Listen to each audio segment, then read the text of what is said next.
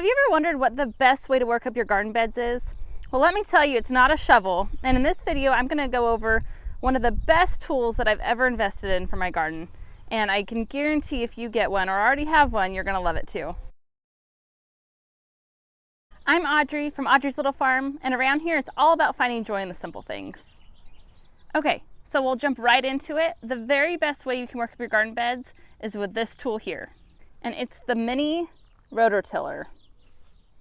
Okay, so I can guarantee if you don't have a mini rototiller yet, it's going to be your favorite new tool. There is no other way I will ever work up my garden beds again except for with this rototiller. I remember before spending hours trying to work up my garden beds. I'd water it down, use shovels and rakes and whatever other tools I could use to get the soil nice and fluffy. But now with the rototiller, you just turn it on and it breaks right through the soil and it creates the perfect soil for your beds. Okay, so now if you're ready to watch the rototiller in action, I got lucky enough to get my dad to do it for me so I could video, and so here it is.